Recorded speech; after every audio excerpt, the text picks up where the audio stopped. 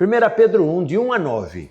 Nós oramos agora para que Deus trouxesse iluminação, iluminasse a sua palavra e pelo Espírito Santo falasse ao nosso coração. Então, peço a você que mesmo assentado, acompanhe silenciosamente a leitura que vou fazer desse texto. 1 Pedro, capítulo 1, de 1 a 9. Diz assim a santa e inerrante palavra de Deus. Pedro, apóstolo de Jesus Cristo, aos eleitos que são forasteiros da dispersão no Ponto, Galácia, Capadócia, Ásia e Bitínia. Eleitos segundo a presciência de Deus Pai, em santificação, no Espírito, para a obediência e aspersão do sangue de Jesus Cristo. Graça e paz vos sejam multiplicadas. Bendito Deus e Pai de nosso Senhor Jesus Cristo, que segundo a sua muita misericórdia, nos regenerou para uma viva esperança, mediante a ressurreição de Jesus Cristo dentre os mortos, para uma herança incorruptível, sem mácula, imarcessível, reservada nos céus para vós outros, que sois guardados pelo poder de Deus, mediante a fé, para a salvação, preparada para revelar-se no último tempo. Nisto exultais, embora no presente, por breve tempo, se necessário, sejais contristados por várias provações, para que, uma vez confirmado o valor da vossa fé, muito mais preciosa do que o ouro perecível, mesmo apurado por fogo, redunde em louvor, glória e honra na revelação de Jesus Cristo. A quem não havendo visto, há mais, no qual não vendo agora, mas crendo, exultais com glória indizível e cheia, com alegria indizível e cheia de glória, obtendo o fim da vossa fé, a salvação da vossa alma, até o versículo 9. Já oramos, irmãos, então gostaria de apresentar aqui esse texto aos irmãos e contar com a graça do Senhor, o Espírito Santo, trazendo a palavra dele e aplicando-a ao nosso coração. Esta carta foi escrita na década de 60, então no primeiro século, 30 anos depois que Jesus, 30, 28, 27 anos depois que Jesus morreu. Quando Jesus morreu, os discípulos foram pressionados, os irmãos se lembram disso, e fugiram de Jerusalém, e pressionados pelos os opositores de Cristo Jesus. Então, eles fugiram e ficaram dispersos. Muitos deles voltaram a Jerusalém e vieram a Jerusalém no período que Pedro pregou o seu famoso sermão, que está em Atos, capítulos 2 e 3. Eles ouviram o sermão de Pedro pregado ali e voltaram então para as suas cidades. Quando voltaram às suas cidades, muitos foram convertidos lá nessa pregação de Pedro. E voltam então e começam a testemunhar do Evangelho na região onde estão. Nas suas casas, nas suas próprias famílias, nos seus vizinhos, e começam a pregar o Evangelho. E o Evangelho então começa ali crescer. A igreja do Senhor começa a ser plantada então ali, nessa dispersão, nessa diáspora que aparece dos discípulos partindo de Jerusalém. E a palavra de Deus em Atos dos Apóstolos, os irmãos que estavam aqui na escola dominical, acho que há 2 domingos atrás, quando expusemos o livro de Atos muito rapidamente, mas falamos, então, os textos que vão, os módulos do livro de Atos sempre terminam com o seguinte versículo: e a palavra do Senhor crescia poderosamente. E assim que a igreja ia crescendo, a palavra do Senhor ia crescendo. Essa comunidade nascente, essas comunidades nascentes nessa cidade estavam crescendo. Eram judeus, com toda a cultura judaica, com toda a história do judaísmo, deixam o judaísmo, vêm a Cristo, mas começam a enfrentar um monte de dificuldades. Muitas coisas são novas. E mesmo dentre os discípulos, ainda havia dificuldades para entender todas as coisas. Mas eles estavam ali, servindo ao Senhor. E nessas dificuldades todas, eles sofrem, passam tribulações, e o apóstolo Pedro escreve esta carta para eles. Então, esta carta é escrita para a igreja do Senhor, que passava muitos problemas de todos os tipos, uma igreja que estava sendo plantada. Então, volte os seus olhos para o versículo 1 e ele começa dizendo assim: Pedro, apóstolo de Cristo Jesus, aos eleitos que são forasteiros da dispersão. Forasteiro aqui, esse termo quer dizer alguém que não é do lugar, alguém que está passando. Forasteiro, quem vem de fora, por isso o nome forasteiros. Né? Não necessariamente os que não nasceram ali, às vezes, mas mais especificamente para os que são de fora, porque está sendo escrita para os discípulos que fogem de Jerusalém. Então eles são forasteiros ali. Então está sendo escrita para eles. Os crentes, irmãos, já fica aqui uma aplicação, os crentes são moradores estrangeiros neste mundo. São moradores estrangeiros desse mundo, são peregrinos. Esse é o nome que se dá. Tem um dos nossos hinos, que a gente gosta muito de cantar, o hino 114, peregrinando, vou pelos montes e pelos vales, sempre na luz. A nossa cidadania está nos céus. Nós não somos desta terra. Então, por isso que ele diz assim àqueles irmãos, vocês são forasteiros, não apenas porque saíram de Jerusalém. Não, os irmãos que estão aqui nesta noite, alguns dos irmãos não são daqui, não são cearenses, não nasceram no Eusébio, vêm de fora, são forasteiros. Então, esse é o sentido que ele está escrevendo aqui para aqueles irmãos que vêm de fora. Mas não necessariamente só nesse sentido. Podemos aplicar também para toda a igreja, porque toda a igreja é forasteira. Toda a igreja não é daqui deste mundo. Nós somos do Senhor, nós somos dos céus. A palavra de Deus diz assim, pois a nossa pátria está nos céus, de onde também aguardamos o Salvador, o Senhor Jesus Cristo. Paulo escrevendo aos Filipenses, no capítulo 3, versículo 20. Forasteiros da dispersão, diz no versículo 1. Esses irmãos, eles estavam, irmãos, na Ásia Menor, numa região que é bem familiar a esta congregação. Tornou-se familiar de 2 domingos para cá. Esses irmãos estavam hoje é a Turquia. Recebemos um missionário turco aqui outro dia e ele pregou para nós, nos falou como é o evangelho lá. Esses irmãos estavam exatamente ali.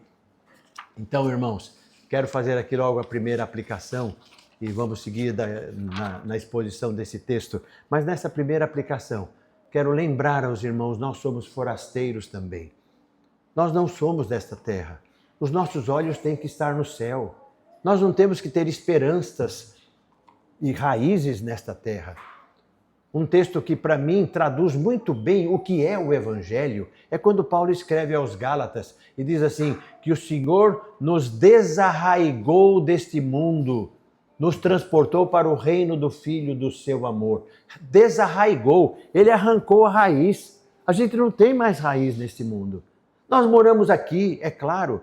Nós somos desse mundo nesse sentido de que nascemos aqui, moramos aqui, até morrermos vamos estar aqui. Mas nós não temos que ter raízes aqui. As nossas raízes têm que estar no céu. O Senhor já nos desarraigou deste mundo. A nossa cabeça, os nossos interesses, a nossa visão, as nossas preocupações têm que ser com as coisas do Senhor, com as coisas do céu. Por isso que o apóstolo Pedro está dizendo, são forasteiros, são peregrinos, vêm da dispersão. E assim deve ser conosco também.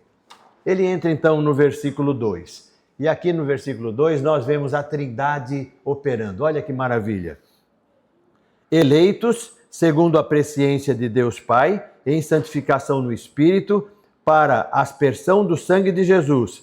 Graça e paz vos sejam multiplicados. O 2, vamos para o 3.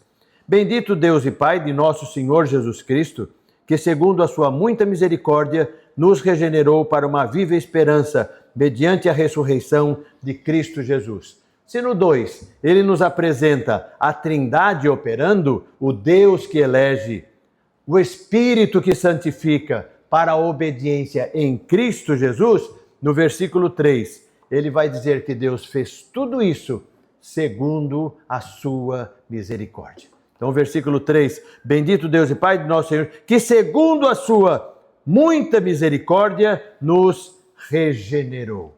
As misericórdias do Senhor, irmãos. Que coisa maravilhosa. Por causa delas, o Senhor então regenerou um povo, a quem ele chama de igreja, nação santa, povo exclusivo, raça eleita, igreja mesmo. Então, o Senhor regenerou por causa da sua misericórdia. E regenerou para quê? ele vai então agora, nos versículos 3 e 4, explicar para que foi que ele regenerou. Então ele vai dizer, nos regenerou para uma viva esperança. Irmãos, viver sem esperança é muito ruim. Viver sem... Você espera pelo quê nesta vida? Quando você conversa com alguém, vai falar sobre a vida, sobre a morte, esse é um assunto que não se conversa muito, né? Mas quando vai falar e pergunta, escuta, e depois da morte, vai para onde? O que te espera depois da morte? Então, muitas pessoas ficam sem saber responder, com angústia até alguns, eu não sei o que me espera depois da morte. Então, não tem esperança. Viver sem esperança, irmãos, é terrível, é muito ruim. O apóstolo Paulo mesmo, escrevendo a primeira carta aos Coríntios, ele diz assim, se esperamos em Cristo só nesta vida, somos os mais miseráveis de todos os homens. Quem espera em Cristo só nesta vida, eu vou esperar crescer, eu vou esperar entrar na universidade, eu vou esperar sair da universidade, eu vou esperar desenvolver uma boa carreira profissional, ganhar o meu dinheiro, vou esperar casar e depois vou esperar ter filhos, que a minha profissão me permita um bom rendimento. Sim, e depois? E depois? Depois acaba tudo? Não é assim. Nós temos uma alma, Deus nos dotou com uma alma e não acaba com a morte de jeito nenhum. E vai ser o quê? Não sei, muitas pessoas dizem, não há esperança. Talvez muitas pessoas estejam passando por problema desse tipo, desanimados. Não sei o que vai ser amanhã. Todo crente pode ter esperança. Todo crente. Eu vou até melhorar essa frase. Nenhum crente tem razão alguma para ter desesperança, para estar desesperado, sem esperar. Porque o nosso Deus nos regenerou para uma viva esperança. Por causa da sua misericórdia. Por causa da misericórdia ele fez isso. Eu vou ler um texto aqui, abra a sua Bíblia, ou então fazer o seguinte, esse texto é muito conhecido. Eu vou até deixar para dar referência só depois. Eu quero que você só escute e depois eu lhe dou a referência. Você vai poder até me acompanhar do meio para o fim, eu acho, você vai saber de cor, mas olhe o que a Bíblia fala sobre isso. Então disse eu, já pereceu a minha glória, como também a minha esperança no Senhor. Lembra-te da minha aflição e do meu pranto, do absinto e do veneno. Minha alma continuamente os recorda e se abate dentro de mim. Quero trazer à memória o que me pode dar esperança. As misericórdias do Senhor são a causa de não sermos consumidos, porque as suas misericórdias não têm fim, renovam-se a cada manhã, grande é a tua fidelidade. A minha porção é o Senhor. Diz a minha alma, portanto, esperarei nele. Bom é o Senhor para os que esperam nele, para a alma que o busca. Bom é aguardar a salvação do Senhor, e isto em silêncio. Que texto lindo! Às vezes a gente conhece só aquela primeira parte, aquela partezinha do meio. Mas todo ele fala de um Deus que tem misericórdia, que nos dá esperança, e é bom aguardarmos nesse Deus. Esse texto tão conhecido que eu acabei de ler aqui para vocês, todos nós sabemos o endereço desse texto, não é? Muitos podem até lê-lo e dizer de cor, Lamentações 3, de 18 até 26, foi o que eu fiz a leitura. Então, no versículo 3, ele vai dizer, o Senhor nos regenerou para uma viva esperança. Pois bem, esse texto está sendo escrito por um povo judeu. Havia os gentios também, alguns gregos, mas mormente o povo judeu, discípulos judeus. O povo judeu já tinha uma experiência com a esperança, com a herança que eles receberam. Os irmãos se lembram qual foi a grande herança, duas heranças que o povo recebeu, duas promessas do Senhor. E eu darei para vocês um povo e uma terra. Duas promessas do Senhor. Então eles estavam esperando por isso. Mas irmãos, Foram anos, mais de 1000 anos esperando. E a terra vinha e os inimigos tomavam. E depois eles eram libertos de lá, voltavam para a terra, pecavam, o Senhor tirava a sua mão e os inimigos tomavam de novo quando eles pecavam outra vez. E quantas vezes eles perderam tantas coisas e eles já estavam desesperançados. Então, o escritor aqui, Pedro, entra no versículo 4 e vai qualificar, ele vai adjetivar essa esperança. Olha o versículo 4. O finalzinho do 3, né? Nos regenerou para uma viva esperança mediante a ressurreição de Jesus Cristo dentre os mortos, para uma esperança incorruptível, sem mácula, imarcessível e reservada. Veja esses adjetivos que ele dá para essa esperança. Aquele povo estava já sem esperança, só que agora Pedro fala, esta esperança é diferente. Esta esperança é diferente da outra.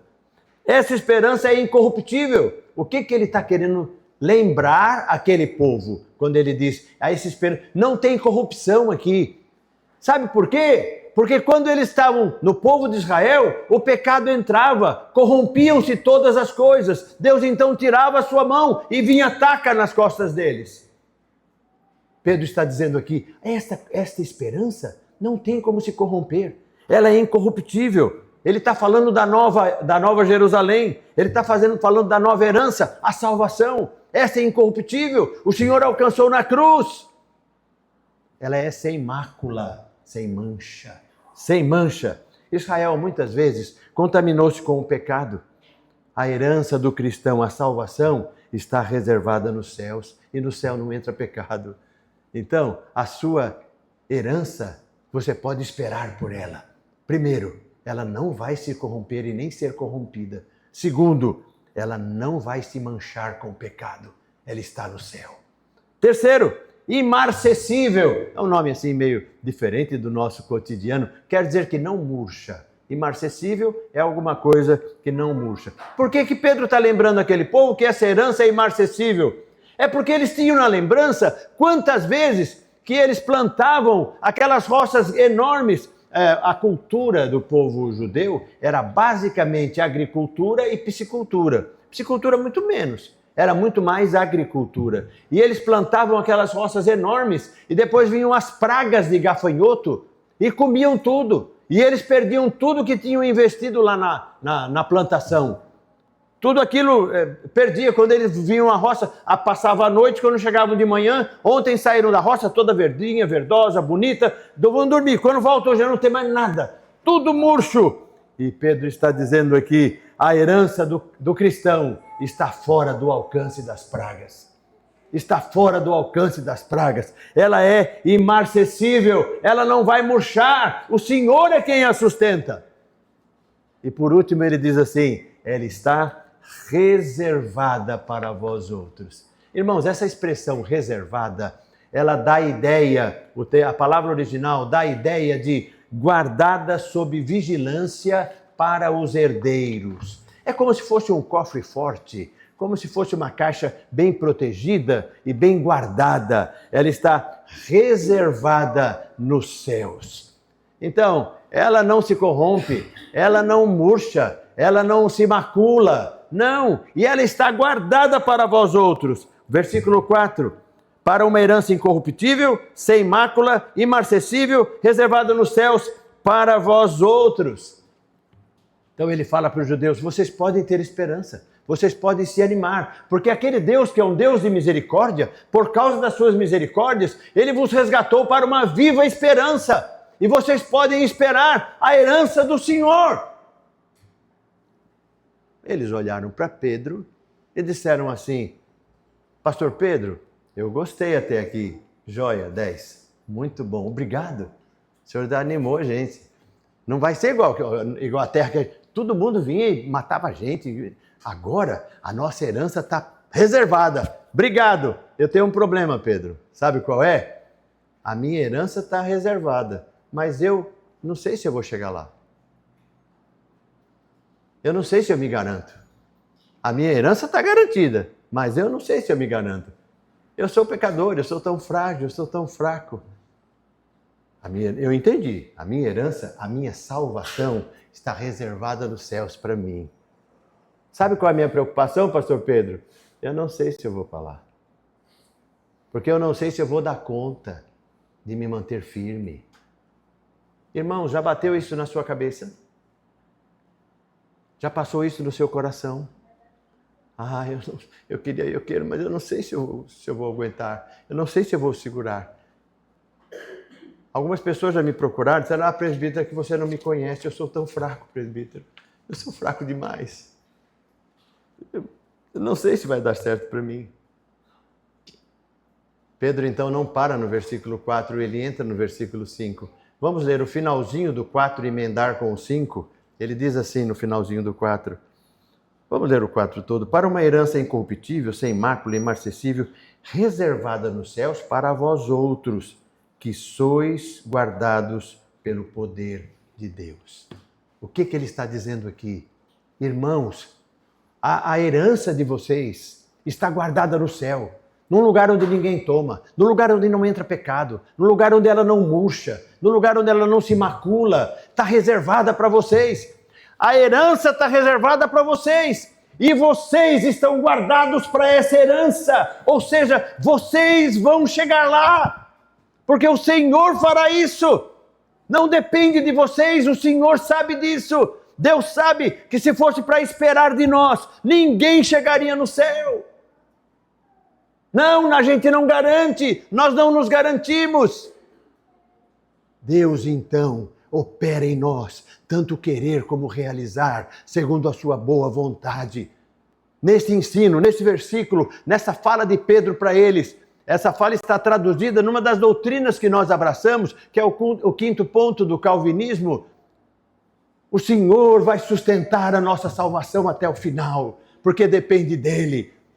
Ele sabe quão fracos nós somos, Ele sabe quão frágeis nós somos, mas Ele dará sempre sustento, provisão, para que a gente sustente, para que a gente aguente.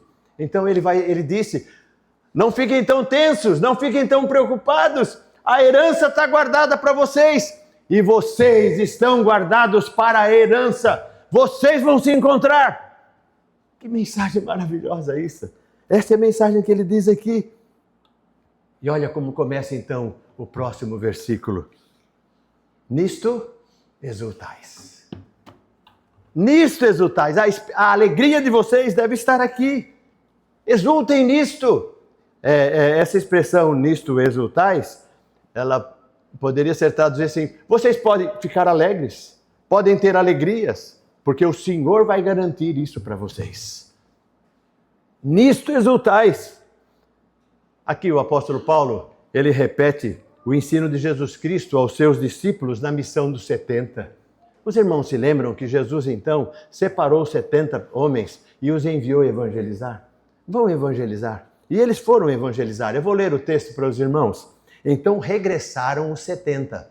Eles foram evangelizar, o Senhor deu ordem, eles foram. Aí eles voltam. Então regressaram os 70, possuídos de alegria, dizendo, Senhor, os próprios demônios se nos submetem pelo teu nome. Mas ele lhes disse, eu vi a Satanás caindo do céu como um relâmpago. Eis aí vos dei autoridade para pisar de serpentes, escorpiões e sobre todo o poder do inimigo, e nada absolutamente vos causará dano. Aí ele fala assim no versículo 19, não obstante, alegrai-vos, não porque os espíritos se vos submetem, e sim porque o vosso nome está arrolado nos céus. Esse texto, depois você pode relê-lo em casa, está em Lucas 10, de 17 a 20. Pedro, então, repete este ensino de Jesus na missão dos 70 para aqueles irmãos forasteiros da diáspora, lá naquela região onde hoje é a Turquia, sofridos que estavam, cansados, alguns, quem sabe, desanimados pela luta diária. Pedro então diz assim, fiquem alegres, porque o Senhor cuida da salvação de vocês. Essa deve ser a grande motivação da nossa alegria. O Senhor sustenta a nossa salvação. O Senhor sustenta a nossa salvação. Muitas vezes há tantas dificuldades pelas quais passamos, tantas lutas, mas o Senhor nos sustenta. Vamos entrar agora na leitura do versículo 6. Nisto exultais, nós explicamos. Embora no presente, por breve tempo, se necessário, sejais contristados por várias provações. Talvez aqueles irmãos e você talvez diga assim, irmão, presbítero Edson, a gente estava indo tão bem, aí você vai entrar em provação agora. A gente estava indo tão bem, o Senhor dá a herança. Que coisa boa, herança que não mancha, não se corrompe, não murcha. Ele guarda lá no céu. Eu estou preocupado? Já não estou mais, porque a Bíblia diz que Ele me guarda para ela. Que joia! Não precisa falar de problema agora. Vamos continuar do jeito que estava, tá bom mesmo. Mas aí ele vai dizer, embora no presente, por breve tempo, se necessário, sejais contristados com provações. Irmãos, ele está falando aqui para pessoas que já estavam sofrendo, que já estavam passando provações. E por que é que nós temos que passar provações? Deus testa os crentes, irmãos, para saber se a sua fé é autêntica e para treiná-los até no exercício da própria fé. As provações vêm por causa disso. Nenhuma provação é dada para reprovar. As provações são dadas pelo Senhor e são dadas pelo Senhor para nos aprimorar, para nos fortalecer. Lembrem-se de Abraão. Que provação foi aquela? O seu filho, o único filho, depois de tantas dificuldades, eu quero o seu filho, me entregue. E ele subiu com o seu filho até lá, até que o Senhor disse, agora eu sei que temes a Deus, pode pegar o teu filho e voltar. Lembre-se de Jó, que provação, precisava daquilo. O Senhor tem um projeto daquilo, o Senhor tem um propósito naquela provação, naquele sofrimento, que é descrito durante todo o livro de Jó, do capítulo 2 até o capítulo 40, 41. Mas no final, nós sabemos muito bem, no capítulo 42, o livro diz, abençoou o Senhor o seu último estado, mais do que o primeiro, 42:12 de Jó. E sabemos como Deus dobrou os bens de Jó, devolveu a sua família. Irmãos, a expressão provações aparece no Novo Testamento, sabe quantas vezes? 2 só. Só 2. No Novo Testamento todinho, a expressão provações só aparece 2 vezes. Deus tem um propósito nelas. Tiago tem uma expressão tão interessante sobre provações que a gente lê e fica assim, sabendo que a provação da vossa fé, uma vez confirmada, produz perseverança. Como? Quer dizer que problema, dificuldades, vai me ajudar a prosperar? Eles vão me ajudar a me afundar. Se eu não estiver bem e vir provação, eu vou me afundar, não vou perseverar. Mas Tiago diz que não é assim. Tiago 1,13. Sabendo que a aprovação da vossa fé, uma vez confirmada, produz perseverança, ela desenvolve persistência. Pedro, quando escreve aqui, ele vai dizer que ele compara essa ação de Deus ao ouro puro, refinado. E era o metal que eles tinham de maior valor. Por isso que a palavra de Deus várias vezes compara coisas importantes com ouro. Porque é o que eles tinham de maior valor. Nada era melhor do que isso. Ela aparece 385 vezes na Bíblia, a comparação de coisas do Senhor com o próprio ouro. Mas aqui o apóstolo Paulo usa essa comparação para dizer que a nossa fé não é como o ouro. Olha o texto. Para o versículo 7, para que uma vez confirmado o valor da vossa fé, muito mais preciosa do que o ouro. Muito mais preciosa do que o ouro. Não é muito mais, é muito mais. No final do versículo 7, então, Pedro nos diz que essa fé, refinada por Deus, no crisol das provações, nos levará à presença do Senhor quando Ele voltar. Versículo 7. Para que uma vez confirmada do valor da vossa fé, muito mais preciosa do que o ouro perecível, mesmo apurado, redunde em louvor, glória e honra na revelação de Cristo Jesus. Irmãos, ele está dizendo aqui, que ele já começou a dizer lá atrás, nós não somos dessa vida, nós não somos desta terra, nós não somos desse mundo. Não, de jeito nenhum. Nós somos da pátria celestial e é para lá que nós estamos caminhando, é um dia lá que nós vamos chegar. E agora aqui ele vai dizer que nós estamos sendo preparados para um encontro com o Senhor. Você tem esperado Jesus voltar? Você tem pensado sobre isso? Nós não sabemos quando isso vai acontecer. A Bíblia não deixou nada sobre data. Já tentaram no curso da história, igrejas se formaram em cima dessa tentativa. A igreja, por exemplo, adventista do sétimo dia. Eu não estou aqui falando mal de igreja nenhuma, não tenho, a pregação não se presta a isso, ela presta a apresentar a palavra de Deus. O que eu estou dizendo é que ela é a igreja do advento, por isso que o nome é adventista. Que advento? Eles marcaram o dia que Jesus ia voltar. E todo mundo vendeu tudo que tinha, largou tudo que tinha, abandonou tudo que tinha e se reuniu esperando Jesus voltar. Jesus não voltou, claro. E aí passaram um tempo, olha, houve um erro nos cálculos, o profeta deles. Houve um erro nos cálculos, nós nos enganamos, mas a gente já temos o cálculo certo. Vai ser em tal data. Largaram tudo de novo, se reuniram tudo de novo, Jesus não voltou de novo.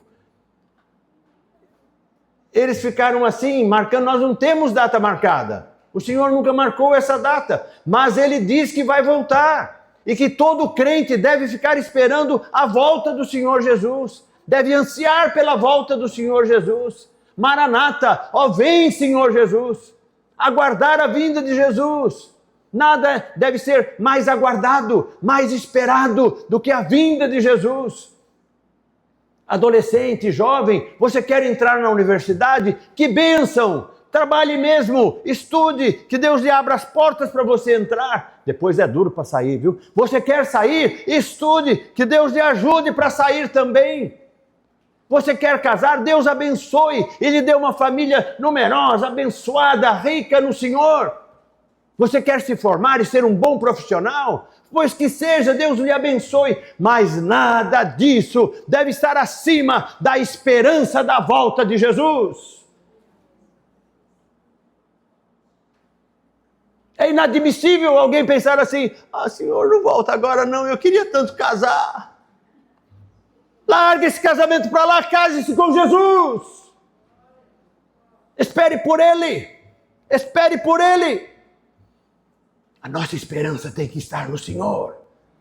Nada é melhor do que isso. Nada pode ser melhor do que isso. Se o céu não tem essa dimensão para você, você ainda precisa ser mais feliz do que é. Entenda isso. Entenda isso. É isso que Pedro está falando para eles aqui no final do versículo 7. Para que uma vez confirmado o valor da vossa fé, muito mais preciosa do que ouro perecível, mesmo apurado pelo fogo, redunde em louvor, glória e honra na revelação de Cristo Jesus, ou de Jesus Cristo, como diz aí. E agora aqui no versículo 8, Pedro vai falar, está falando a crentes amadurecidos, né, que estão esperando no Senhor, e ele fica feliz com os crentes que estão lá. Olha o que ele diz no versículo 8. A quem não... Ele está falando de Jesus, que vai voltar. Lembre-se, o versículo 7 terminou com essa frase. Jesus vai voltar e vai estar com vocês. Então ele começa o 8. A quem, Jesus Cristo, a quem não havendo visto a mais, no qual não vendo agora, mas crendo, exultais com alegria indizível e cheia de glória. O apóstolo Pedro, assim como os demais apóstolos, todos viram Jesus. Estiveram com Cristo. Caminharam com Cristo. Fico imaginando, muitas vezes choraram com Cristo. Foram buscá-lo. Oraram com Jesus pelas madrugadas. Eles estiveram com Jesus. Então, alguém olha para eles e fala, pois é, eu estou esperando Jesus. Tu tem que esperar mesmo, cara. Você esteve tão perto dele, conheceu tão bem, você não pode falhar. E o apóstolo Pedro diz assim, vocês não viram, eu vi, mas vocês não viram e vocês o amam.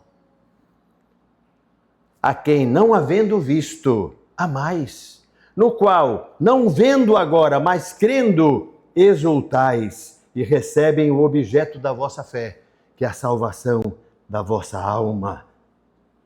Pedro estava, podemos usar uma expressão, impressionado, bem impressionado com a fé daqueles irmãos. Eles não viram Jesus como Pedro viu. Eles não ouviram Jesus como Pedro ouviu. E eles estavam firmados do Senhor, esperando pelo Senhor. E eles faziam isso com alegria indizível e cheia de glória. É interessante, essa expressão que aparece aqui no versículo 8. A quem não havendo visto a mais, no qual não vendo agora, mas crendo exultais, com alegria indizível. É a mesma expressão que aparece lá no versículo 6. Nisto exultais. É exatamente a mesma. Nisto exultais, com alegria indizível, é a mesma expressão. Ele diz assim, fiquem alegres, porque a sua salvação está guardada e você é guardado para ela. Agora ele diz de novo, fiquem alegres, porque Jesus vai voltar. Jesus vai voltar. Gritos de alegria que não podem ser contidos. Ainda nesta vida, a exultação nos leva à conclusão do próprio versículo. Veja o 9, ele vai então concluir. Obtendo o fim da vossa fé, a salvação da vossa alma. Por meio da obra de Cristo, o crente obtém a salvação já nesta vida. Irmãos, quando falamos sobre salvação, ela tem alguns aspectos. Você pode dizer, eu estou salvo? Claro, todo crente pode dizer, eu estou salvo. Você pode dizer, eu serei salvo? Também pode dizer, eu serei salvo. São contextos diferentes, mas as duas expressões, nos seus devidos contextos, estão corretas. Eu já estou salvo. O que significa isso? Um dia, Cristo morreu na cruz. E lá naquela maldita cruz, ele pagou os pecados de todos os eleitos de Deus. Quando ele foi para aquela cruz, lembram-se no jardim do Getsemane, a oração clássica que já virou até letra de música popular brasileira, afasta de mim este cálice. Jesus estava se referindo ao cálice da ira de Deus. A ira de Deus que iria julgar o pecado do homem. Então, Deus haveria de colocar sobre ele, sobre Cristo, a sua ira. E quando Jesus disse, livra de mim, afasta de mim, ele não estava preocupado com o furo do espinho, do prego. Ele não estava preocupado com o furo do espinho da coroa. Ele não estava preocupado com aquele soldado malandro que fura Jesus e rasga o seu lado e ali verte sangue com água. Com aquelas pessoas que ficavam zombando. Jesus não estava preocupado que naquela posição de cruz, o peso do seu corpo começava a esticar e a musculatura do peito começava a subir e começava a pressionar os músculos, pressionando os órgãos, o coração e o pulmão pressionando, e ele ficava sem... Aí ele apertava o pé, esperava um pouco, mas não estava aguentando, o pé estava doendo, ele cedia de novo e a musculatura... Ele não estava preocupado com isso não. Ele não estava preocupado com essa angústia não. De jeito nenhum. Essa foi a angústia mostrada no filme que passou há pouco tempo atrás por um célebre de Hollywood que botou um filme aí no cinema sobre Cristo. Ele mostrou o lado externo. Mas quando Jesus disse, não, Senhor, afasta de mim esse cálice, ele não estava se referindo a isso. Ele estava se referindo sobre a punição de Deus para os nossos pecados. E ele foi para a cruz. Quando chegou no final do seu período na cruz, já na hora sexta, Deus desliga a luz do sol. Os irmãos se lembram desse texto. E o que aconteceu ali? Da hora sexta até a hora nona, do meio-dia até as 3 da tarde, a luz do sol é desligada. Desligada. Sol a pino. Fica tudo escuro. Deus, naquele momento, começou a colocar em Jesus os teus e os meus pecados. Ele começou a carregar Jesus com os nossos pecados. O homem que estava ali olhando para aquela cruz não podia olhar o rosto do seu Senhor. Um rosto tão meigo, um rosto tão puro, um rosto tão santo, mas agora manchado com o pecado. Não com o dele, ele nunca teve, mas com o meu pecado. O Senhor então apaga a luz do sol e castiga Jesus em nosso lugar. Até que ele lançou o pecado do último eleito. Jesus então, com aquele peso horrível que só ele poderia suportar, Um dos evangelhos diz assim: dando um grande brado, expirou, morreu. Esse brado, ele disse, está consumado. Ou seja, ele olhou para aquele brado, não foi para as pessoas. Não foi um brado de desespero para as pessoas saberem que ele estava morrendo. Não, todo mundo já estava vendo. Aquele brado foi para Deus. Não foi um brado de desespero. Não foi um brado de angústia. Foi um brado de vitória. Está consumado quer dizer, Pai, nós terminamos a obra, Pai. Pai, eu paguei tudo. Pai, ninguém mais dos teus eleitos deve nada para o Senhor. Eu paguei os pecados deles. Pode recebê-los do céu, Senhor. Deixa-os entrar. Eles não devem mais nada. Essa foi a obra da cruz, por mim e por você. E é assim que ele termina no versículo 9, lembrando aqueles irmãos, obtendo o fim da vossa fé, a salvação da vossa alma, em Cristo Jesus. Por causa daquela cruz, ele nos declarou justos. Vocês são pecadores, mas os pecados de vocês eu paguei no meu Filho. E agora, entrai benditos de meu Pai, para o lugar que vos está preparado. Louvado seja o nome do Senhor. Eu quero só terminar deixando para os irmãos algumas perguntas. Você tem estado desanimado na vida cristã? Acho que hoje você percebeu que não precisa mais ficar. Tem ficado meio achando distante a salvação? Hoje você percebeu que não precisa mais achar isso? Como é que você tem levado a sua vida? Na quinta-feira estudamos, carrega sobre si a tua cruz cada dia. É como nós temos que viver. Você tem vivido assim? Tem tomado a sua cruz diariamente e servido ao Senhor na sua igreja? Como você tem servido ao Senhor na sua igreja? Como tem sido a sua vida? Ou você está preocupado com esta terra? Ou você está preocupado com esse mundo? Ou você está preocupado em levantar às 7 horas da manhã, trabalhar, ir para a faculdade, tirar boas notas, passar, casar, ter filhos? Só isso. Está muito pequena a tua vida, irmão. Muito pequena. Você acabou de ouvir aqui a exposição de Pedro, desse primeiro capítulo de Pedro. Nós podemos mudar. Isso pode mudar. Isso pode mudar. Que Deus nos ajude, irmãos. Que Deus nos ajude e nos fortaleça. Uma igreja forte é feita de famílias fortes. Que o Senhor fortaleça as famílias da nossa igreja e que haja sempre esperança da volta de Jesus e aquecimento no coração por causa da fé evangélica. Curve sua fronte, eu gostaria de orar.